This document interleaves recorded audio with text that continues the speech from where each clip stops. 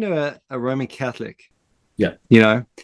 They sort of reject the penal satisfaction view of the atonement, right? The penal substitutionary view. They hold to a kind of, so some might be said to hold to some sort of penal satisfactory Anselmian kind of view, but with the actual idea of God pouring out his wrath upon Christ and so forth. That's typically rejected nowadays anyway. And what I wanted to ask is, so one of the things they bring up is, well, you lose a sense of justice. With the Anselmian view, yes, Christ dies in our place, but it's not for an exact he's not dying for our sins per se. It's rather paying a debt to God that's not an exact correspondence to our sin. Yeah. But there can be justice in the sense that no one's going to scruple if you owe a debt and someone pays it for you. There's no problem there, right? But how is it just that God punishes someone else for your sin? I suppose that fell on me for the first. I mean, I've always processed it, but so here's how is that just? Yeah. So here's the answer. I think that is the only answer that works for me. It's God's prerogative to establish a covenantal exchange. So through a covenant head, through a covenant representative, he set it up so that Adam, through a covenant of works, and then the last Adam, Christ, are the only men who can represent, who have been appointed to represent. It's like if you volunteered to be Adam today, you couldn't be. God set him up for that role. Right. And Christ was born into that role. You couldn't volunteer to be Christ. Not only would you be disqualified, you haven't been set apart for the role. You don't have a Melchizedekian priesthood that you've been set apart for. Right. So I think it's, my understanding is that God's prerogative through a covenantal lens is what ticks that box for me. All right. So just so I'm hearing you clearly, it's not, so let's take the human court analogy, the earthly court analogy, in that, you've got someone who's, this is straight out of every sermon that's, from John MacArthur to whoever, that he's committed the heinous crime, he's guilty, and so forth. And then someone takes his place and dies for him. We're just saying at the end, what I hear you saying is that there is no, that analogy really doesn't work, because it's an analogy. Yeah, it works as far as it works. So it breaks, but the problem with this issue is that the only thing to analogize, so to speak, is the element of justice. Yes, you've got a substitute, but what about justice? Aren't we affirming this point?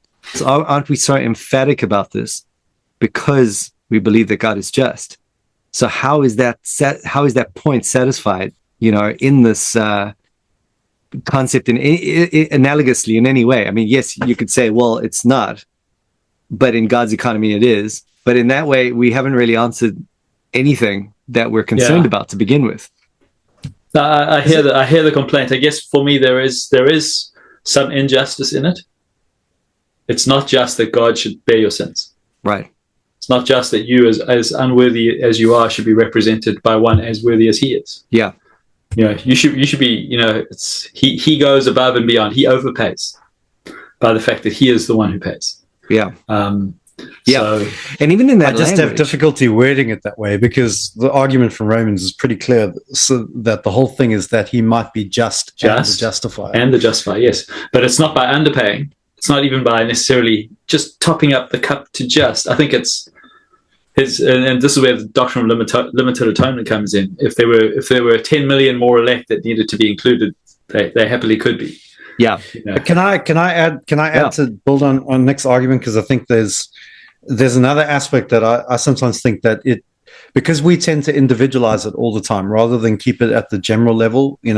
Christ is substituting himself for humanity. That at the individual level it doesn't work, but at a more sort of corporate level, corporate in the sense of the whole of humanity. There are scenarios where we can kind of see that kind of thing happening, where someone might offer their life as a kind of substitute. So think about, I don't know, a contemporary. Have you guys ever seen The Hunger Games or read the books? Yep. Yeah, or just when someone basically takes a bullet for you, right? Jumps in front of you and takes the bullet or something like that. Yeah, for a good man, someone would dare to die, but God shows his love for us in this, that he does for his enemies. Yeah, but I'm thinking, but I guess it's specifically about the transfer of innocent for the guilty. Yeah. And so you've got in the Hunger Games, you got this kind of scenario where, there is this kind of punishment on the masses for their uprising, and that is this participation in the Hunger Games. Mm-hmm. And so when the main character, Katniss, her sister gets called up, she stands in for her sister. So she's in that sense bearing the punishment, but the punishment isn't the individual, it's not simply at the level of the individual sins committed by her little sister that she is now standing in for. It's actually the whole punishment on the masses that she's standing in for, which her sister was being subject to. So it includes the individual sins, but it's actually Christ is substituting himself for humanity at a more general level.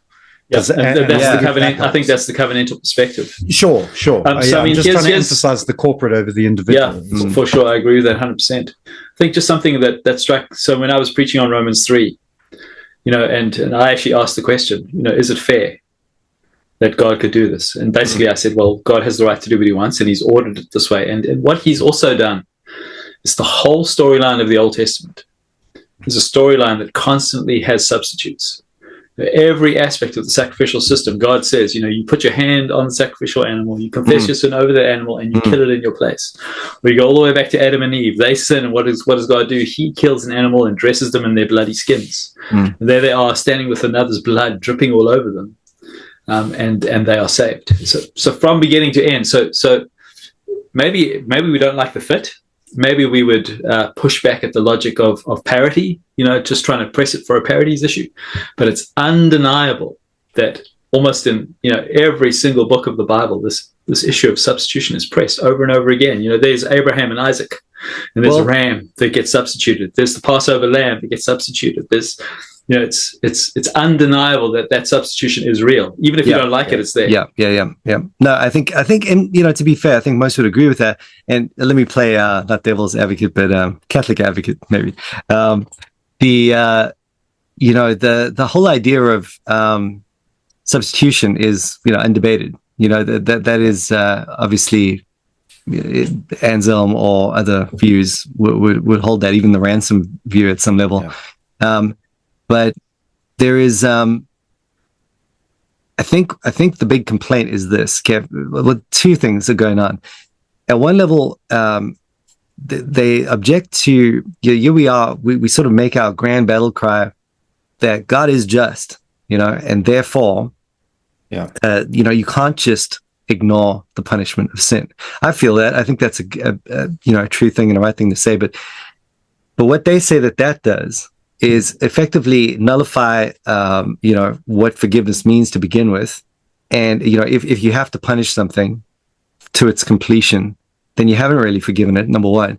Number two, it sort of puts this law above God, that God is not able to say, no, I've literally forgiven you. And, he's unable to be unfettered by his own law, which seems to compromise. The other thing they say, just while we're at it, just put this on the table as I'm remembering it, is that they say there's a problem in the Trinity, the Trinitarian logic here, and that how on earth do you punish God? God is God, and so forth. And there is that you have to work with.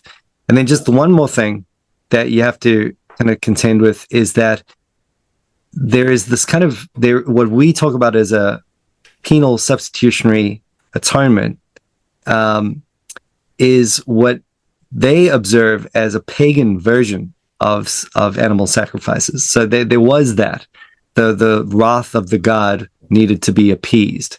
And they're very loath to go in that direction in terms of saying that that's what Jesus did. Can't believe I remembered all of those points, but there they are. That's pretty. Yeah, so I've got 100. I've got 100 responses. So first one, so it sounds so as you were just really going on with the first point that you made. So we all know about their charge against justification through the imputation of an alien righteousness. That is a legal fiction. Legal fiction. Okay. So here is what the Catholic theologian needs. Here is a base premise. The righteousness has to be in the object. There can't be another's righteousness in your place. So already at that point, they've already disconnected from the covenantal framework of Scripture and how it works to justify. Yeah. So all I'm seeing is this is the other side of the coin as applied to the justice question. So they're being consistent with their own discomfort. Yeah. And I'm why you mentioned that the legal fiction element is another thing, I suppose, that you have to think about. But I mean, and I think we would gladly go to Romans 5 and say one man sins and everyone dies. I mean, come on, where's the justice in that? One man obeys and everyone lives. I mean, sheesh, come on. Where's the justice in that? It's not just. It's mercy. It's grace. It's on the premise of payment. It's on but I think to overly to pre-decide that this is the way perfect justice looks and God didn't fit into my box. They're accusing us of putting a law over God, but as far as I can see, they've got this little keyhole of what they've decided justice is. And God's not fitting into it as they've predefined it. Okay. I would return the compliment. I also just like on the are we making justice a law over God? I think. Yes, if we let go of divine simplicity. But if we have a robust divine simplicity, we're not saying it's over God. We're saying it is God. God is the law. So it's like, his justice is not just simply some part of him that we're elevating above him, which would be the most generous reading of their argument against it, or even worse, that we're saying that justice is some universal principle outside of the Godhead himself. But what we're actually saying is that God cannot act contrary to his own nature, which means, which I think everyone would agree with in principle, God cannot act contrary to his own nature. So I think that and I'll just throw the Orthodox and the Roman Catholics who are basically saying, but justice doesn't quite work with this whole scenario of penal substitution. It's a legal fiction. How is that just? But then they are therefore arguing instead for a view of justice where God does simply forgive without any consequence, and we can, I think, legitimately say, well, where does justice fall into that? So I think you've got the problem at both ends. Okay, and as far as I understand it, I'm not an expert by any stretch in this. In what they believe and so forth. But as I understand it, as I've looked into it, that's where the Anselmian kind of approach would shine, as they would see it. That's where they would say that there is this freely entered into offering of something above and beyond. So maybe just to kind of put this is probably not an analogy that they use, but something along the lines of, here I am, someone has killed my son. I go to the court. I want justice. Someone's murdered my son. Yes. What we're saying as Protestants, I suppose, is that justice is served for the crime of brutally murdering my son, but not on the person guilty, but on a substitute. The judge's son in this instance, or whatever it is. They're saying, again, if I'm understanding correctly, is that the judge remits or forgives the crime and receives a substitutionary offering in the place of the son. He still dies. Everything looks the same in that sense. But the idea is to, in this death, give more honor and meaning to my son's life than he ever would have had without that death. So I don't know, this might be terrible as it plays out, but as a result of that, there would be a memorial for him and a Peace Corps charity thing, and millions of other kids will be saved from similar fates and so forth. That is above and beyond anything that justice could ever demand. That's what has been presented. This is it's not a matter of to be as fair as possible as well. In that, you can tick the box and go, okay, well, I don't have to wrestle with, putting the judgment on the wrong person and so forth. It is just it does just make sense at the end of it. Let me enter into that little analogy you gave of someone, your son being murdered. Feel free to give a better one if you. Well, no, I'm actually wanting to work with it. I'm wanting to push back at the Catholic view. So let's take that as a working example. Yeah. My son was killed, and now there's a criminal who's been convicted. He is guilty. What does true justice against that man look like? Must his son die? Yeah. Or must he die? And does his death equal the crime of the son that's been taken? So what does perfect justice? Yeah, because that's a really actually look question. like against that guy who's you killed a son. And it's like it might not be what you want it to be, because that's another question I have in the background here. In that, if my son was really killed, my goodness, I would want it would not. I would want him and his children and his great grandchildren and right. I would want total suffering, and I don't know, just whatever. And yes, him going to hell would kind of satisfy that in my mind, I suppose. To be as, I mean, hopefully sanctification works in all of this somewhere along the line, but just as I am, I would know that would be kind of the only thing that I'm holding on to, knowing that even a death electric chair or anything like that would not be enough effectively. And so you have to step back and go, okay, that's what I crave as justice. Yeah. But is that right? Is that justice? I don't know. That would be another thing. The judge would determine what is justly paid at that point. That's why I said God's prerogative in the covenant. And if that's true, and if it is the judge's determination, not your own longing for the thing, then that does open the door to penal, satisfactory, substitutionary. Because then the judge could say, "This is actually how this looks." It's not simply that the punishment fits the crime and the punishment's meted out to someone. It's actually I'm determining that actually perfect justice transcends that. Yes. So Andre, just before you carry on, you made a comment earlier, and I was just thinking in response to it. The whole doctrine of absolute consequent necessity. Since God decreed that man would fall and he would be saved in a certain way, is there a law over God? Not only the law of his own being and nature. He only does what he only has to do what he wants to do by virtue of who he is. But by virtue of the fact that he's willed a fall, for example. There is, when Jesus says, Lord, if there be any other way, and there is no other way, but by virtue of what God has predetermined in terms of the fall and the fact that man has sinned, now it must be a God-man that dies in payment. And so, the doctrine of absolute consequent necessity. So there's a consequent necessity. Yeah. And I think that it also raises another question. I don't want to muddy the waters further. They're pretty muddy. Go on, we'll clear them up. It does raise another interesting question, which came up at an event that I was running a little while ago, where in the penal substitutionary model, why did Christ need to be God? So we understand his need to be humanity, yes, and his need to be sinless, but why divine? Whereas in the kind of this is my only reason for hope in this model, to be honest. This okay, issue, go on then. Yeah. Well, because you think about it, doesn't if Christ wasn't God, and there wasn't this triune sort of connection in the Godhead, so to speak, and then I think the opposing view might really have something to it, almost as the Jehovah's Witnesses will talk about this as a cosmic act of child abuse and so forth.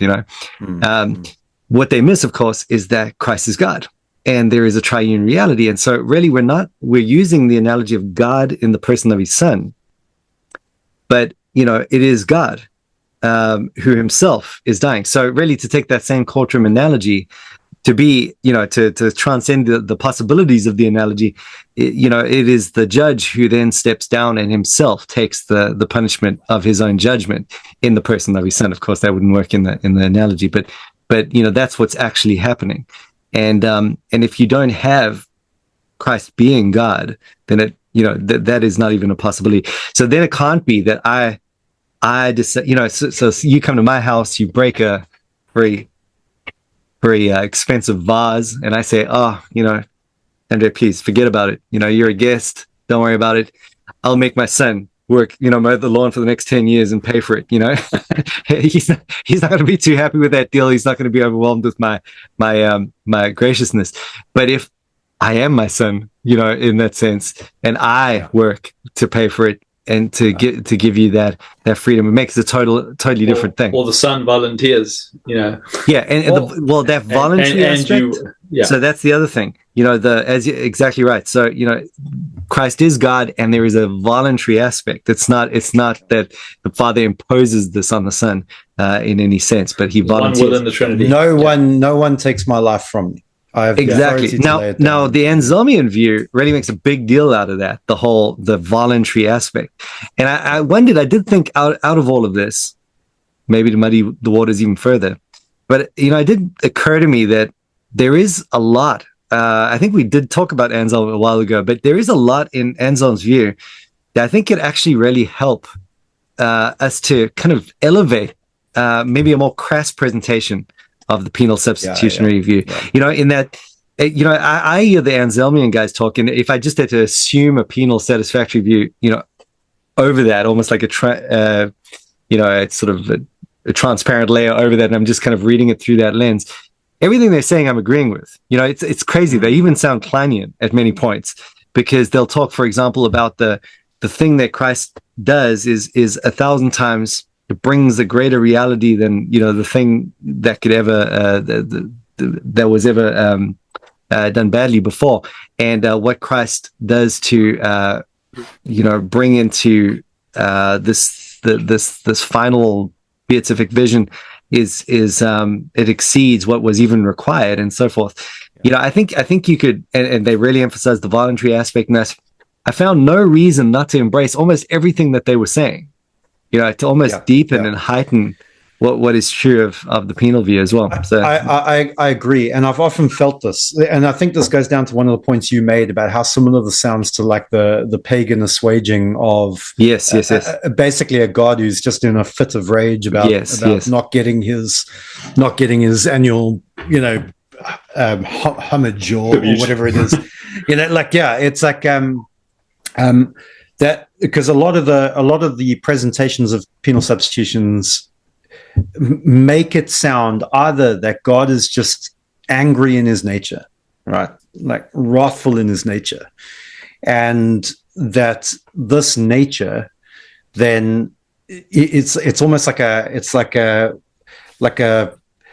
bomb that you have to keep diffusing over and over again, and it kind of but now we've had one permanent diffusing, so the bomb is now safe. But then you end up walking away with that God is basically God really hates us, and if it weren't for Jesus, we would have we would have no chance of heaven, and we'll be in heaven despite the fact that God hates us, rather than as this act of love. And I think that for God so loved the world, for God so loved the world, and rather than God hated the world, totally. And the other side of that is that what that does then to, well, I suppose it's flowing out of this, what that does to our perception of God's own character and his intention towards us. So I personally find the kind of Hebrews 12 thing, where you have the kind of tale of two mountains, and the one mountain is absolute terror, and the other mountain, Zion and Sinai, and one mountain is terror and the other mountain is joy. And the difference between the two mountains is not the God atop the mountain, who's the same in both scenarios, but the covenant, by which we approach him. And so God is either hell or heaven, depending on our covenantal standing with him, depending on our nature. It doesn't influence his nature. It's our nature that must change.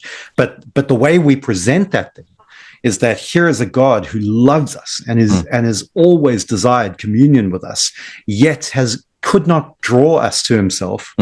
Otherwise, we would just be consumed with holy fire. It would be hell for us. So how does a loving God who is holy fire draw sinners to himself? Well, he has to make a way for us not to be burned in his presence. And so he has to apply then this covenantal rubric to bring us in safety, to cleanse us, so that we are now the pure in the pure, light in light. And so I think that presentation can make all the difference. That's good. I think that's super key. Exactly right. And on that point, I mean, any other thoughts about the difference? I mean, that is different from from the pagan sacrifices, that what you've just presented there, and that alone suffices, I think. But any other thoughts around what is different? Is there some sort of logical problem? Well, here's maybe stepping back and looking at the Protestant Catholic approach. Yeah. In general, so why do Catholics and Protestants actually have different instincts on this question? So let's be Protestants for a moment. Let's take sola scriptura. Let's put revelation above reason. Let's look at a couple of our other doctrines where we actually have a very similar tension, where we know something is just, but we can't fully explain it. So hell is just, but it's very hard to come to terms with. Election is perfectly just, but we accept it because the Bible clearly teaches it, not because we can fully wrap our heads around it. So Isaiah 53 clearly says, the perfect servant bears the transgressions of the bad people. That's very clearly stated. Now, we may not be able to connect all the dots in terms of how reason's able to map it out to our satisfaction, but we submit to what Revelation clearly teaches. So whether it's election, whether it's hell, whether it's substitution, there's enough for us to establish what the Bible clearly says, that it is a principle of justice being satisfied, but not to the satisfaction of every question we could put to it. Well, I think there is an element of faith here. Yeah, I think there is. That's true. But you know what I thought about the Anselmian view, again, they make much of the fact that really it is God's prerogative at the end of the day. He could accept. Amen. So let's say, yeah, exactly. And I'm thinking, why don't we talk about that more? That's great, because at the end of the day, that solves the justice question. I mean, whether God's prerogative is able to say, right, I will accept this death, as a memorial building for the child that was murdered, for the sake of many more children, and that will be the equivalent of, there will be a more than sufficient payment for justice as I determine it, whether he can do that or simply say, well, this person will bear the punishment of this person. It's like it is the prerogative of God to do that. And here's another example. Precisely the point. Yeah, that we're not putting a law over God. Yeah. Pactum merit. Yeah.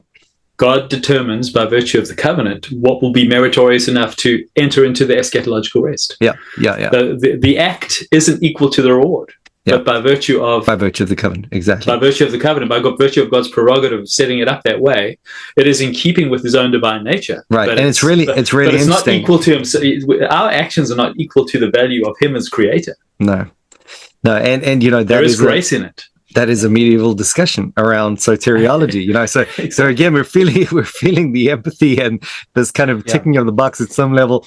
And for me, it was a real kind of, it was interesting. It was an interesting process to, I came away, I think, very similar to you, what you just said there, Nick, in that, I mean, ultimately, you're seeing it in the Bible or you're not, ultimately, exactly.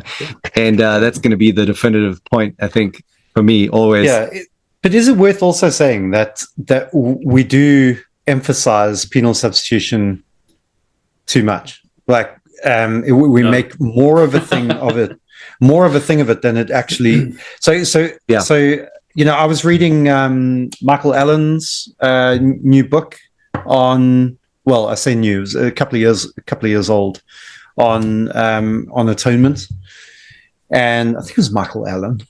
Somebody Allen wrote a book. I think it was Michael wrote a book about atonement, and he was basically saying that what the penal substitutionary part is the mechanism that allows atonement to happen. So the actual what atonement is more Christus Victor than it is penal substitution. But there is no Christus Victor without penal substitution. Penal substitution is a means to the end, which is this full atonement theory, which incorporates all these other things. And I think we do speak about the mechanism as a way of understanding, but we don't ever talk about what has been accomplished through the mechanism. It's our distinctive. And we're running with our distinctive, perhaps, on a similar point, you have, I think, ways to, deepen your understanding.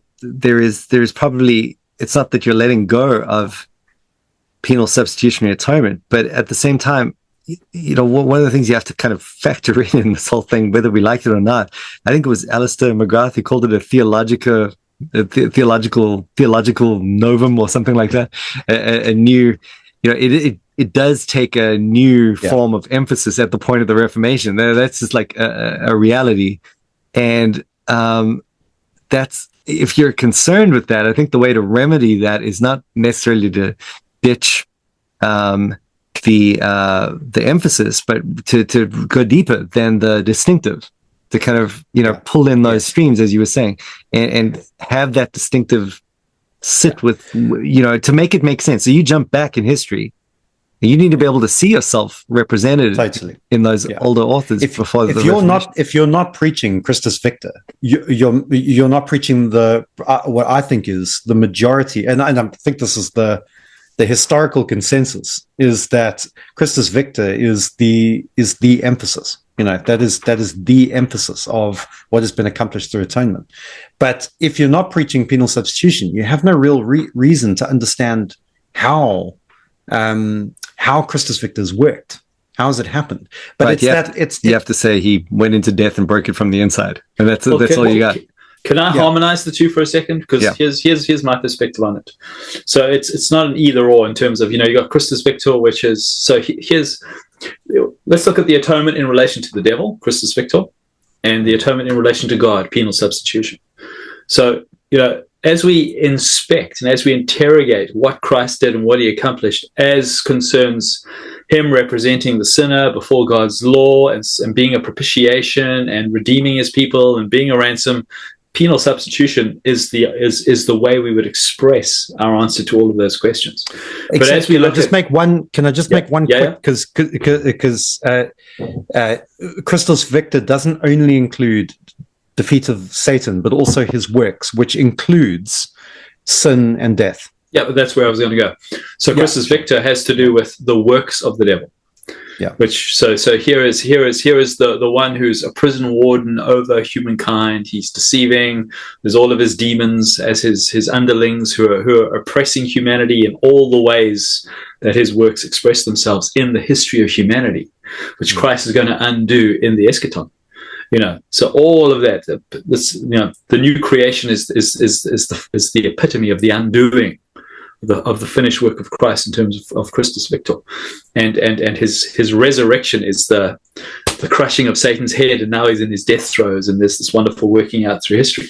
But so to deposit them against each other seems to me to be wrong-headed. Exactly. Whereas rather, it's two sides of the coin, where in relation to certain questions, penal substitution is what we have to say, and in relation to other questions, Christus Victor is the important answer we must give in relation to those questions. Yeah. To put them against each other in this way, to me, it's a false dilemma. I agree, although I wouldn't say it the way that you said it. So I agree, absolutely, you mustn't put them together. But I don't think Christus Victor answers some questions, penal substitution, other questions. I think they're all answering the same question. So, but they're answering the what and the why and the how. Okay, so in other words, it's this one thing called atonement, and atonement is what? How does atonement work? And why does it? And what has atonement achieved? And why did we need atonement? Are all integral to this understanding of atonement. So it's just that penal substitution's in there. And you're probably saying the same thing, but it's just that it's the what or the why. Two different questions. But it's just how does God justify a sinner? Well, there's a single piece of substitution. What does God accomplish? Well, there's a thing called Christus. Well, what I was getting at was it's not like we need penal substitutions to deal with sins, and then we need Christus Victor to deal with Satan. Right? It's not 100%. Like no, that's too hard a distinction. Now, do you think we can? How would we bring in the ransom theory? Is that just gone? Or so the ransom theory was always essentially flawed if the emphasis was that Christ's death was a payment to Satan, not God. Now, I was thinking about this.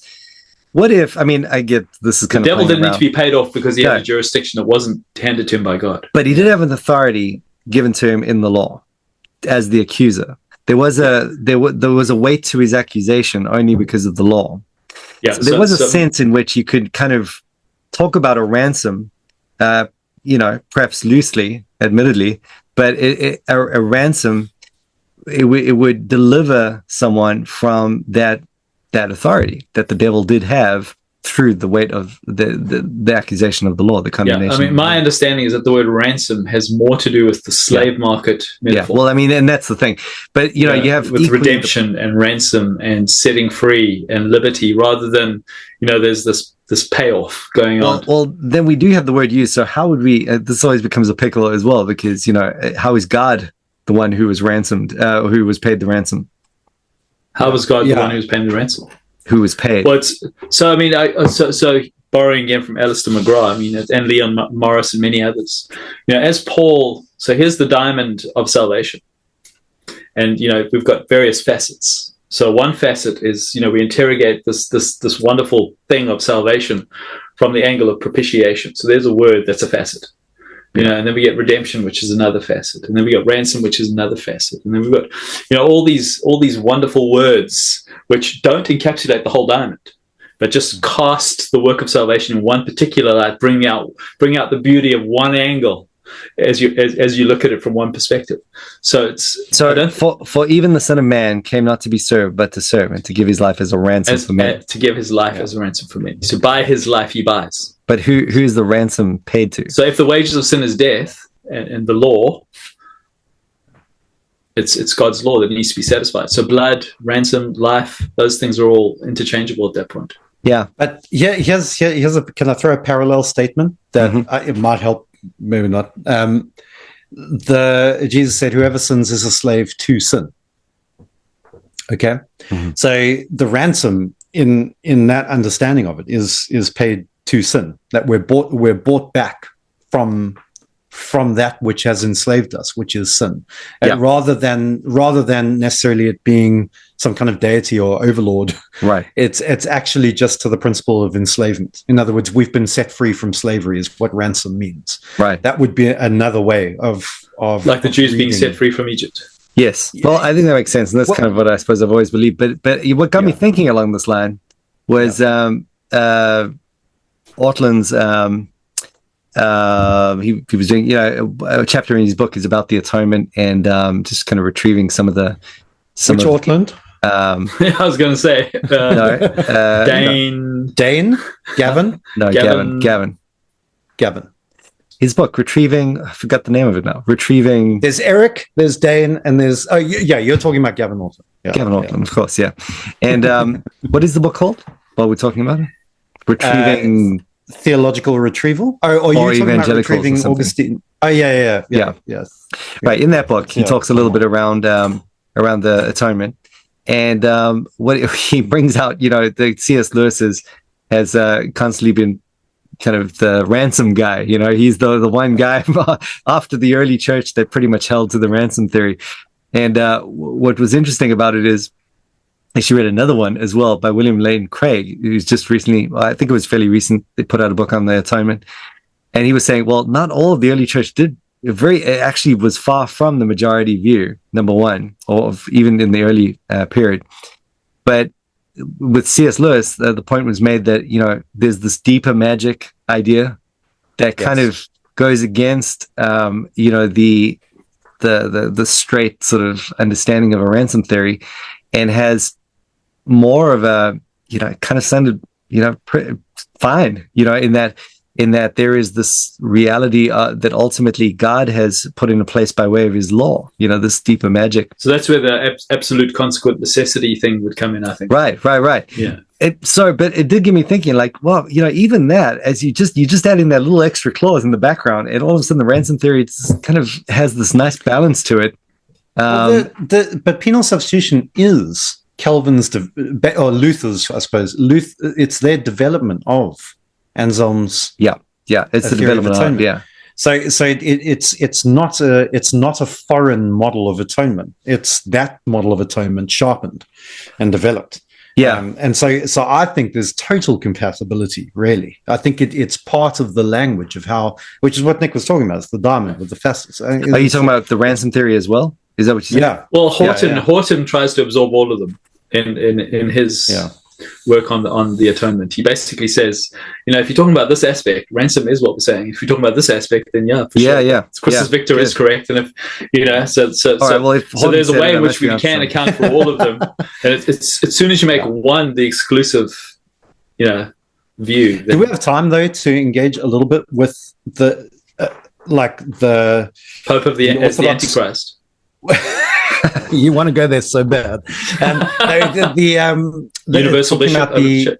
The Orthodox view, which rejects the whole idea of punishment, wrath, justice as being. Let's talk about it, but I don't know. I'd have to refresh myself on that. Yeah, I've tried my best. In a nutshell, the way that I understand it, this is fresh in my mind because I listened to the Lord of the Spirits podcast, and they've just done a 2-part series on atonement, where they basically just slam Calvinism for a few things. By the way, everyone should know, if this is going to get aired, which we don't know, but we came into this discussion expecting to speak about Klein and the Holy Spirit. So this is off the cuff, and people ought to know this, you know. But from my understanding of it is that Christ died for our sins. Is that Jesus? It's not in any way kind of that he is suffering any kind of wrath for our sins, but rather that he entered death. He joined with our suffering and entered our experience of suffering and death to basically explode it from the inside. He goes in, he grabs the keys from death and Hades, and he returns triumphant. And so he's defeated death for us. That's the whole model of atonement. So it is Christus Victor. And it's really, it trends really well with identification theory and identity theory. I think it'll sit well with our modern audiences. Oh, absolutely, yeah. But this is, I mean, and this is a part of. I was having a conversation with someone from my church, and saying how we are all breathing in an air, and are part of a culture which finds any talk of kind of violence very, very difficult. So I don't know about you guys, but I've significant portions of my church cannot really sit through reading certain books of the Bible. They find it too difficult, like reading through Joshua, reading through Samuel. These are like they just don't like it. Like they're just like, I know this is Bible, I know it's supposed to be good, but they actually don't see the goodness of it at all. And this is part of the air that we breathe at the moment. And so, like and I wonder if this is part of the reason why orthodoxy is booming and experiencing something of a bit of a revival, both in the UK and the US, especially the US, for two reasons. One, because orthodoxy that's being presented to the public is a kind of evangelical orthodoxy. It's orthodoxy from those who sound very evangelical because they've converted from Reformed and evangelical backgrounds, but also, secondly, because they bypass all of these cultural obstacles because their whole way of approaching things is just very different, very foreign. It's very exotic to what we grow. And then you think of like America and the UK, that these kind of insufficient preachings of substitutionary, penal substitutionary atonement, where God does sound like an angry pagan deity who needs to basically have his temper, hushed down for a little bit, otherwise it'll be destroyed. That kind of idea, it does get preached far too often, and so you can imagine the relief that an Orthodox system, which is saying, "Hey guys, that none of that is actually the thing." You can see that being the appeal. But here's the question: what will we say to someone who's saying that actually the idea that we needed someone to suffer wrath for us is nowhere implied in any model of atonement anywhere? So the kind of death that the animals experienced in the sacrificial system was not the venting of wrath on those animals instead of us, but rather it was the use of blood, which is life stuff, to cancel out death stuff, to make clean and purify. And that the Christ dying for our sins was not instead of us suffering the punishment of sin, but he died for our sins in the sense that he joins with us, enters into death with us, but destroys death. And then as he's raised, he brings us with him into resurrection. So all the world will be raised because Jesus has been raised. So, what do we think about and that sort of bleeds into some of the Roman Catholic views, as I've heard it presented as well, is that maybe they are Anselm is a little too strong for them. And so my immediate, I mean, look, it sounds good, and like, whoa, have I missed that? Let me look at that, and you don't want to miss that. You want to be clear on this. But my immediate problem is that there's so much in the Bible that talks about wrath. Exactly. Exactly. What do you do with and wrath? law and satisfaction? It's just and everywhere. Propitiation, not expiation. Well, no, but propitiation, they don't think means what we think it means. Basically, you would have to be someone. Wrath of God is revealed. And then the wrath of God is satisfied. I mean, Romans, that's very clear. Romans, yeah, exactly. You'd have to, I don't know, for me, I came away from that sort of way of thinking, you'd have to be, I always remember the first thing this Greek Orthodox guy told me is, you have to, number one, step one, we are not a people of the book the way that Protestants are a people of the book, so, and then I think that kind of explains it all. Problem number one. That's going to lead to some differences. Okay, now I see why you're wrong. Right. Well, I mean, because the book itself is very much. You'd have to go. I'm not really going to read that. I'm going to read the reasonings around that later on. But man, if you yourself, I mean, and I can see the wisdom in reading the tradition and so forth. But surely some wisdom is present when you're reading the source text.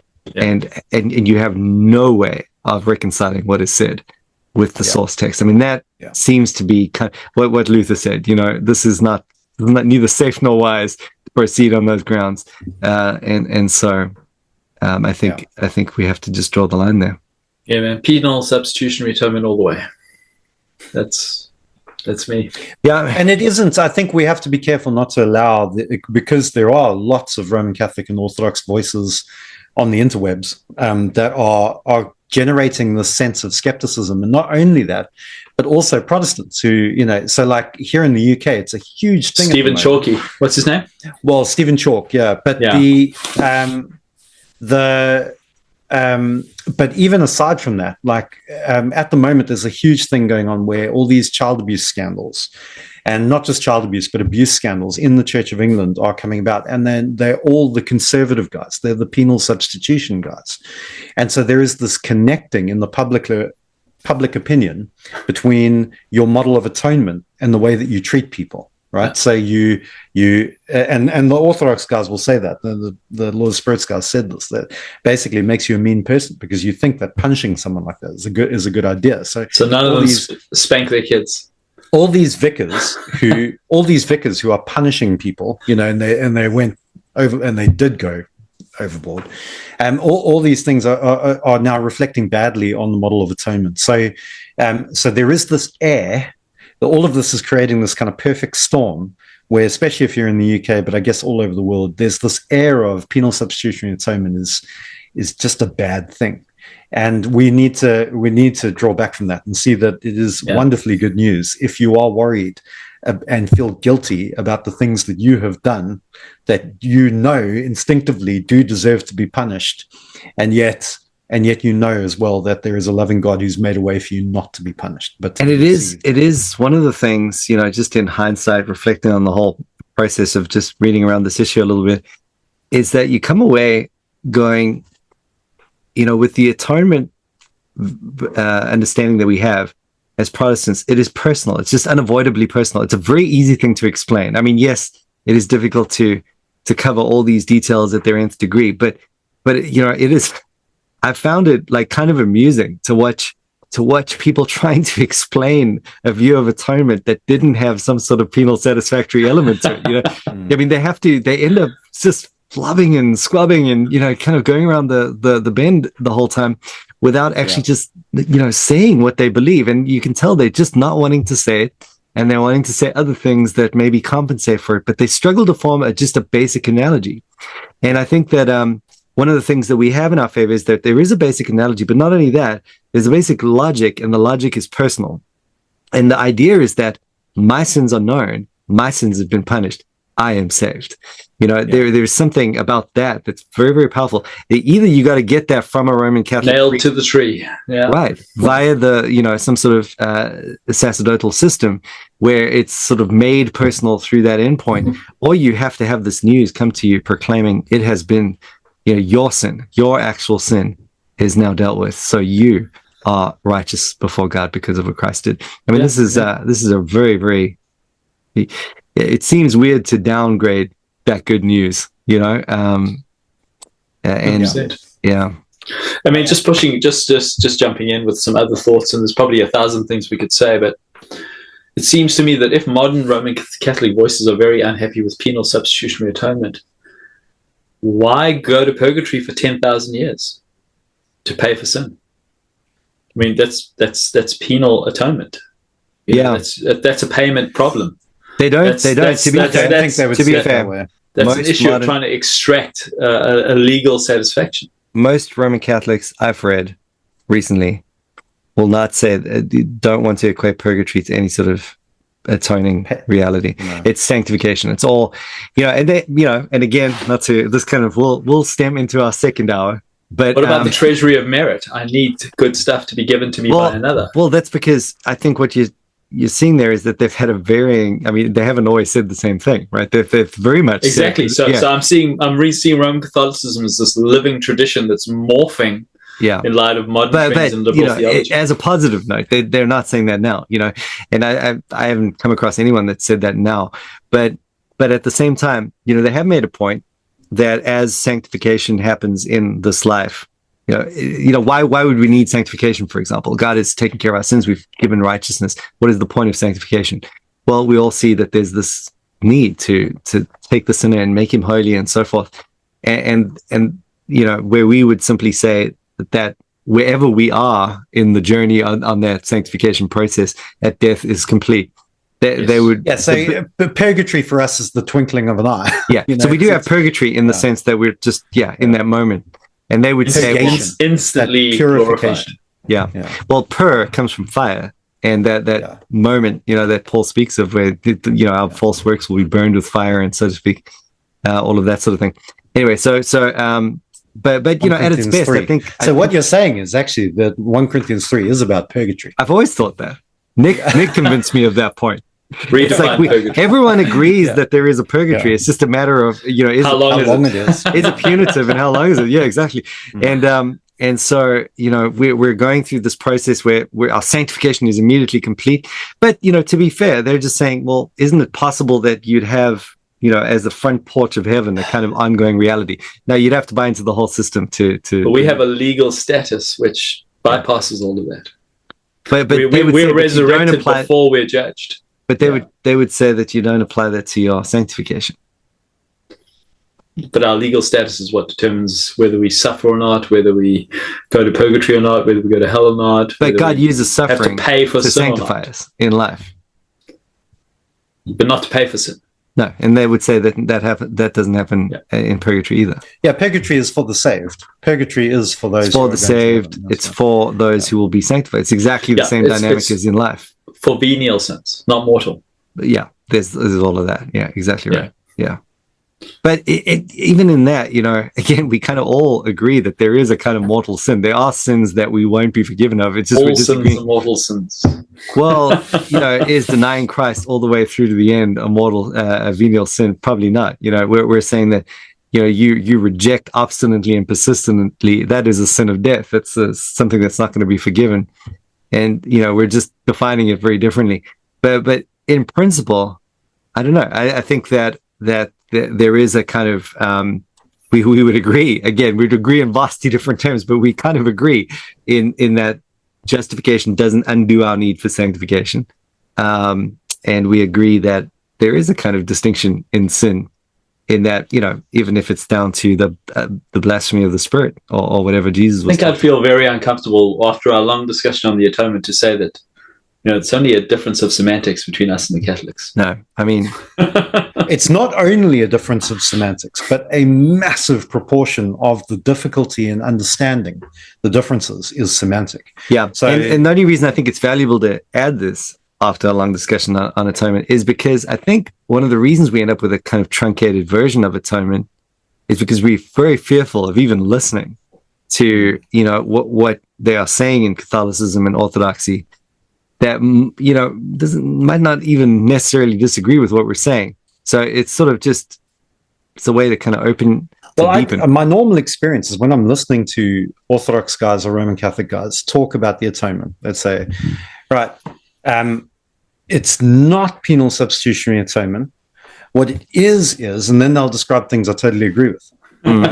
So then I'm like, okay, so why is this not that again? Isn't it the problem with all false teaching? There's a kernel of truth around which they build a bunch of false stuff, and we always go back to the kernel and say, but we agree with that. So the moral government theory, except I don't think this is necessarily a false teaching, true teaching thing. I think what this is, and I think this is the Reformation's real contribution to the global, to Catholicity, to the global historical church, is that all these models which were present, the Christus Victor model, the atonement model, the satisfaction model, all that we've been talking about, that kind of grew and developed and whatever. What the Reformation really honed in on was how this whole thing works. So it drew all those models together and showed that the kind of penal substitutionary core is what ties all these things together and what develops it. And so, and what would protect against abuses if those things are not specified. Precisely. And so what it comes down to is is understanding sin as being as serious as sin is, which, which I do sometimes when I'm listening to Roman Catholics and Eastern Orthodox, I'm thinking this is more like an Islamic view of sin than it is like a biblical view of sin, right? And it's really taken those things, sharpened them, put them into focus. So it's not like when I'm hearing an Orthodox guy talk about Christus Victor, I'm thinking that's false teaching. I'm just thinking that it's not enough. You need to push that further. You need to go truth presented as the whole truth can become an untruth. Yeah, and insofar as it's rejecting things that are true. Exactly. However, atonement is a multifaceted thing. And so maybe we have said nothing about the moral government theory. Yeah, well, that's a great point. Yeah. So here's Grotius, who believed, he was a jurist, a judge, who believed that the atonement was basically God using a type of preventative measure, saying this is how horrible sin is. This is the terrible thing that sin can cause. The God man has to die. That's how bad sin is. So stay away from sin. Right. And what he died for would be deemed by the judge to be the equivalent package of sin. The morally equivalent packages. So the prerogative of the judge is quite prominent, which we would be happy with in that sort of system. Interesting. That's an element that we would and there is so much about that sort of says better than the Anselmian view, as a la Catholicism says. And here we are used to, it's an interesting process because, when I hear moral government theory, I'm like, I just almost freak out because that's what I came out of. And I kind of, the thing that actually convinced me to be a Calvinist to begin with was not the whole debate around sovereignty and human freedom, but rather this matter of the atonement. You couldn't really. I mean, yes, Wesley did hold to something closer to our view, but that's only because he hadn't really figured out that it didn't work. Yeah, exactly. And so as soon as Fletcher and the guys after that start figuring it out, they hold to this moral government theory, which meant that you really couldn't say that Jesus died for your sins. There was a personal disconnect, and it left them without the sacerdotal system. So they had no way to connect what God had done for them to them. And, it left them with a bunch of Protestant songs that they really couldn't sing properly. And this was something that kind of moved me this way.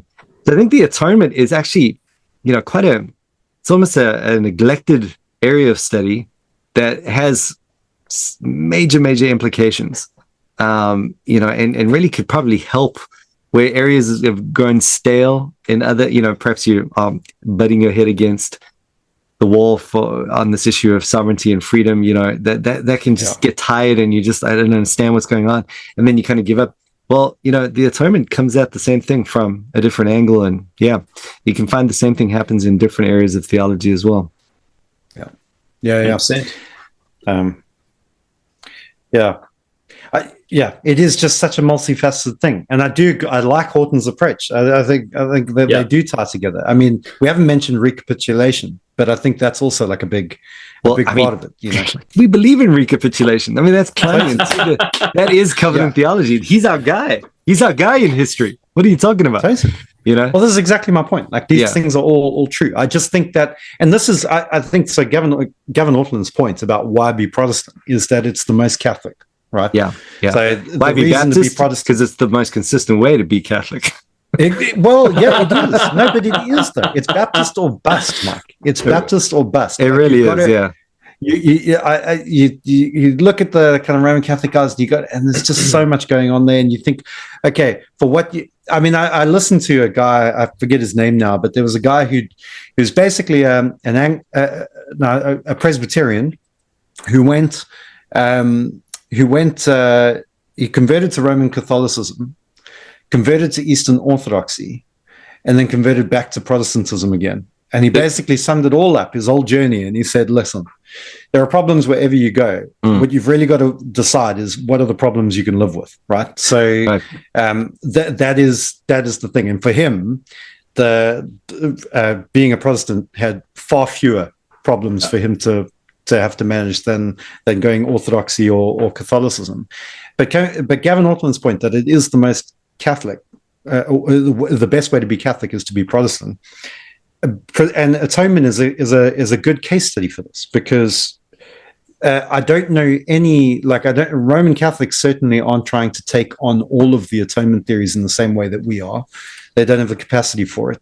Eastern Orthodoxy certainly isn't. Yeah. So, which means that there are neglected facets of the atonement diamond that in those traditions. Whereas we can take them all. We can. Really. And we should probably be clear. We're not taking every aspect of every view. We're saying that this aspect, which is true of this view, is true. Yeah. While rejecting those parts. That's right. Yeah. Which is like how you've got to read history and church, historical theology anyway, right? On any point. How could anyone, I've never understood how anyone could say otherwise on this point. You're never going to find yourself in church history, to the T, dotting the I at every point. Maybe you'll find it in the last 100, 200, 300, 400, 500 years, but 2,000 years, no way. Your every guy that you find is going to be very, very different to you. Yeah. And does that mean you just say no? Do you just reject everything he thought about? That is against, I think, the way that the Spirit has revealed, things to the church. And really that's all that the tradition idea is arguing for anyway, that we must listen to what has been, happening. But that requires sola scriptura. That requires your ability to discern, to say no, to say yes, to have a plumb line, to have a norm. Yeah. So all of these things, again, are one giant, massive apologetic for being a Reformed Baptist. A Kleinian. Kleinian, 1689. Yeah. We just lost a subscriber or two. All right. Good. Well, that was a great discussion on Meredith Klein and images of the Spirit. I really appreciate the heads up you give us, Mike, into these not at all controversial topics. Throw us in, no prep. We do best. That's right. We do nothing at all. Exactly.